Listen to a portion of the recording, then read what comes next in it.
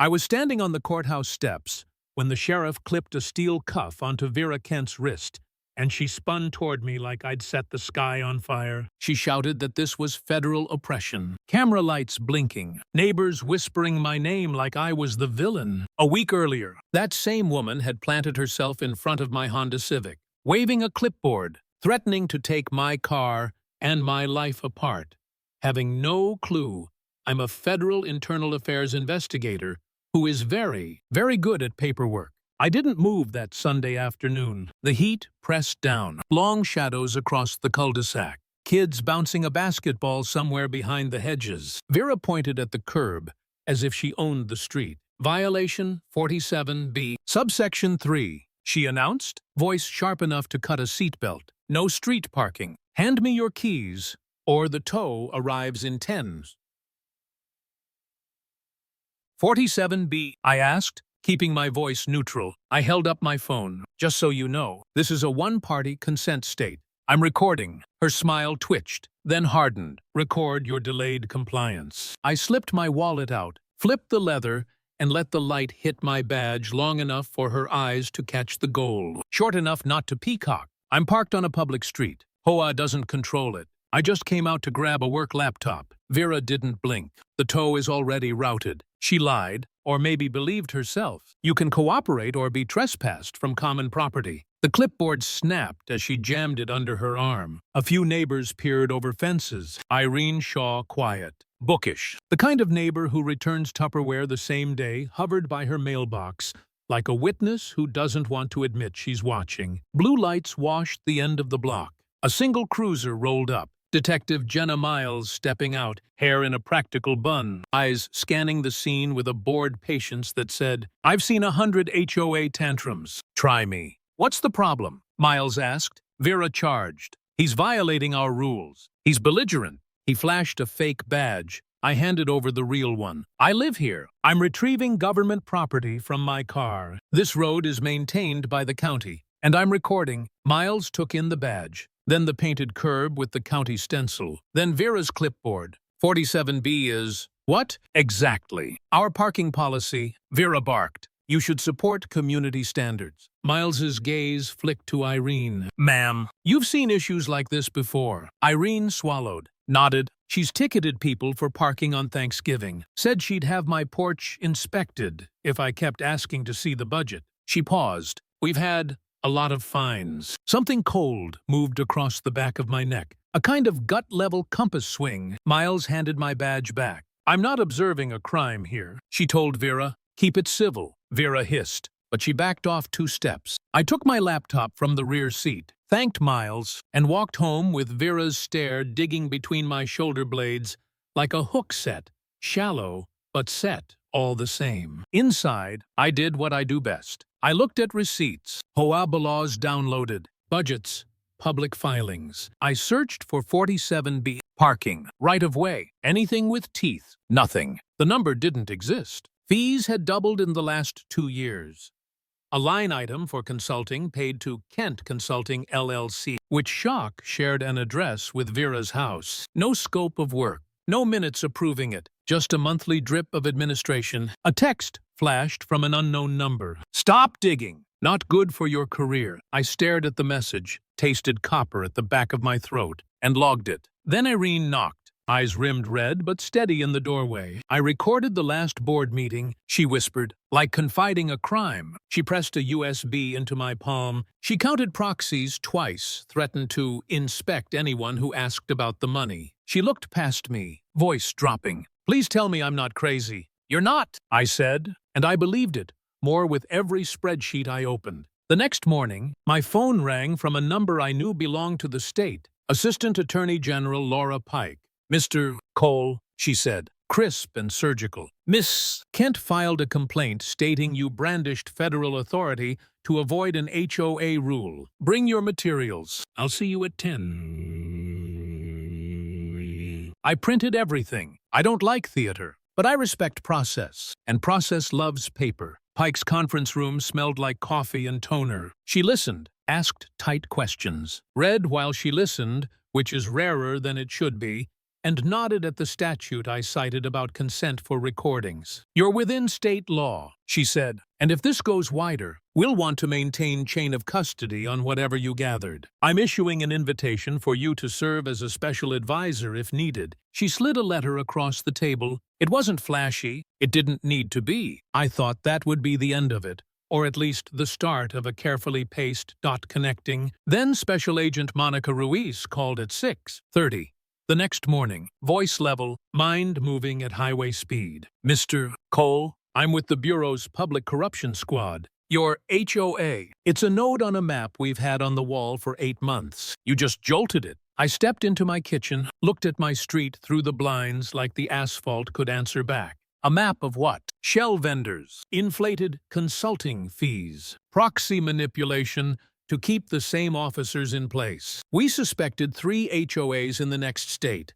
We didn't have clean hooks here. She exhaled, "Until your recording and Pike's letter hit my desk." That day turned into a week of living between law and life. Ruiz gave me a secure phone and a schedule. Check-in, route changes, a car parked at the corner that wasn't my neighbor's. Anonymous messages kept coming, some clumsy, some personal. "Be smart. Think about your pension. We know where you jog." I kept logging. I kept breathing. Then the story leaked. Not from me, probably not from Pike, but somebody somewhere fed a headline, and by dawn I had a voicemail stack of strangers telling me their HOA had been bleeding them for years, that they'd been threatened with inspection for asking questions, that someone named Greg Vera's husband, I would later learn, worked in the county planning office and signed off on permits for people who cooperated. It felt like a dam breaking over a cul-de-sac.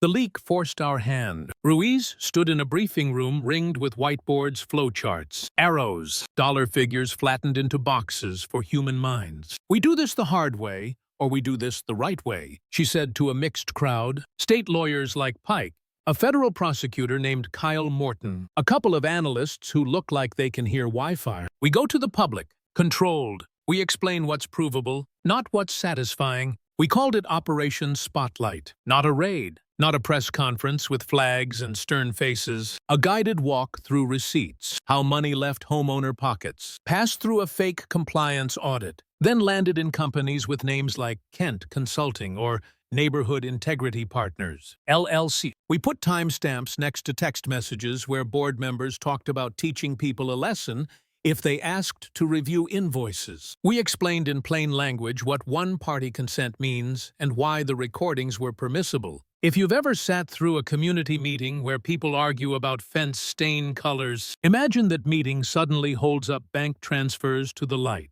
That was our play. The night before the briefing, though, I broke. Quietly, no cameras, just me on my living room floor. Files fanned out like a paper halo. The secure phone, a black weight by my knee. What if I'm wrong? Not about the facts. They were as real as the clicking of my own pen, but about what this would do to Irene, to the single parents who are already stretched thin, to the retirees who just want their roses to bloom and their dues to make the pool not smell like a swamp. I could step back, let the Bureau carry it, take my life off the front page. My phone buzzed. Irene. She didn't say hello. She whispered like someone was in the next room. 2 men came to my door, said if I kept lying, they'd make sure my deck failed inspection. I don't have money to redo my deck. I don't.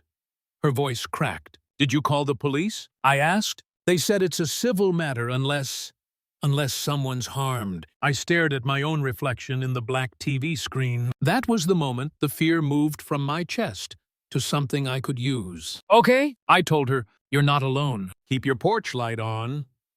If anyone comes back, call Miles. I'll file this with Ruiz right now. Maybe it wasn't heroic. Maybe it was just stubborn. But it was enough to get me off the floor. 2 hours before the spotlight briefing, the tech team found a cloud backup the network had forgotten to scrub. Group chats, standing instructions to clear old stuff, a draft press release smearing me as a rogue Fed, even a schedule for surprise home compliance checks, targeting people who'd asked for line-item budgets. When the printed message chains hit the table, the room went quiet.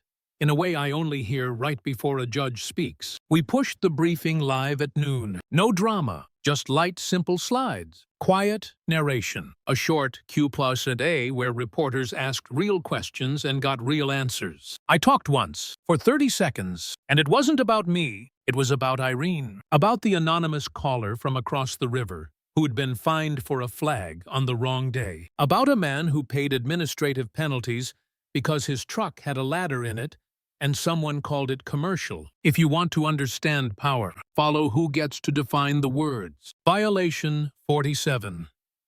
B didn't exist until it did. Inside Vera's voice, big enough to scare people into paying. Vera ran to a friendly TV host that night, tears at the corners of her eyes, a carefully ironed cardigan, talking about protecting property values against a government bully. She said she'd been targeted because she kept standards. The host nodded like a bobblehead. It would have worked. Maybe, if the next morning hadn't brought a different tide. Warrants. The warrants weren't a TV show. They were boring in the way justice often is. Box seals, inventory logs, a chain of custody that reads like a grocery receipt. Agents and deputies moved through houses and an office with the big glass sign that said, Neighborhood Integrity Partners, hard drives, ledgers, phones, and then one small thing that turned out to be a big thing, a burner device with a location history pinged near a storage unit where shredded documents had been dumped. The unit was rented by a company paid by our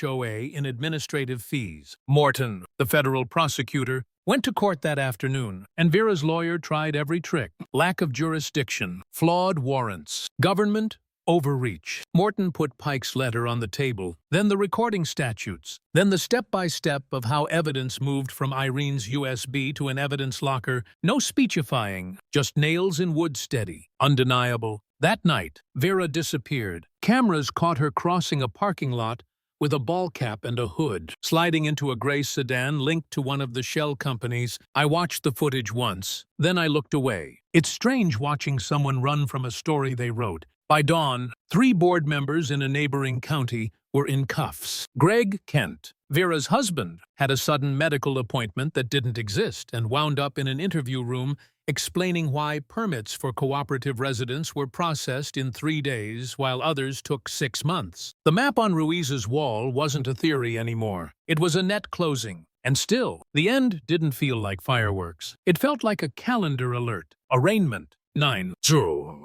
Courtroom 2B. I ironed a shirt, drove down early, and stood at the bottom of those courthouse steps, breathing cold air, like it could put my bones back where they belonged. Vera arrived with her attorney, and that TV smile plastered over something wild behind her eyes. She faced the cameras again. This is what happens when a citizen stands up for standards, she said. The sheriff stepped forward exactly on cue. The stainless steel of the cuff tapped bone with a small clink so ordinary, so final. Inside, the clerk read the charges in a voice that could cut bread. Racketeering, wire fraud, money laundering, obstruction of justice, intimidation of witnesses. The words echoed off marble. I didn't cheer. I didn't even move. I just signed the chain of custody form for the evidence I'd delivered and returned the pen. Afterward, I walked down the steps into a crowd that looked different than the one that watched my car a week before. A couple I didn't know nodded once like we shared a language now. Irene stood back by a pillar, hands wrapped around a paper cup,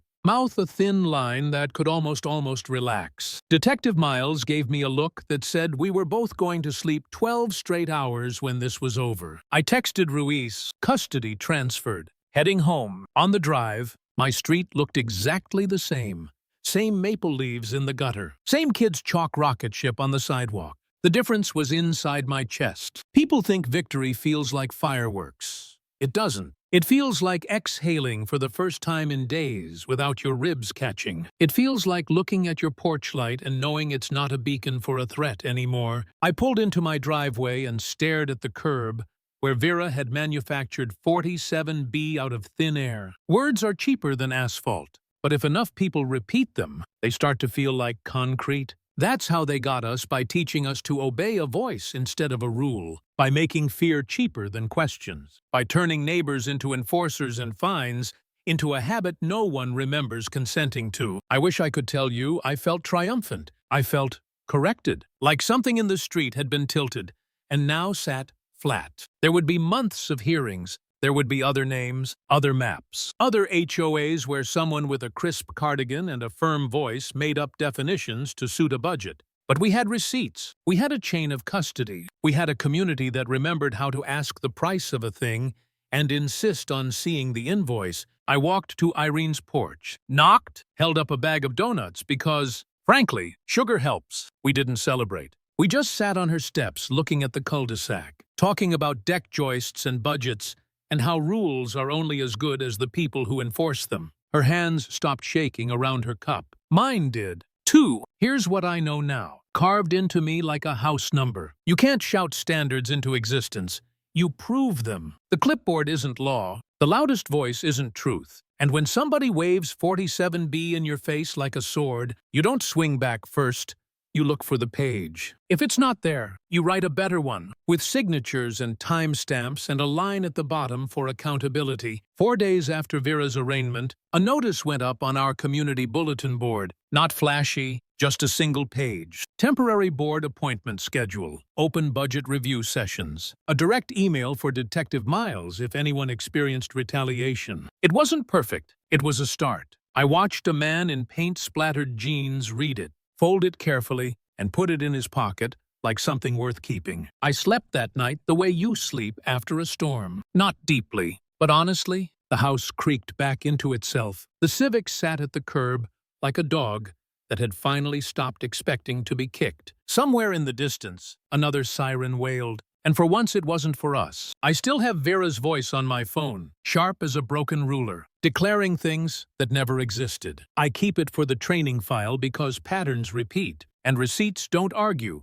And if you're wondering whether it's worth it to stand up inside a neighborhood where everyone can see you, where the price of being right is an entire week of being called a bully, it is not because you get a parade, because you get your street back. Power without accountability always curdles, and the cure is boring. Minutes, audits, questions asked out loud where everyone can hear the answers. That's not drama. That's us doing our jobs as neighbors. It turns out the bravest thing you can do on a Sunday afternoon is ask to see the line items and then stay long enough to read them. Keep your receipts. Keep your porch lights on. And when someone waves a rule at you like a weapon, ask them to show you the page. Lesson learned. Power only holds if we let it question everything. With HOA outrage,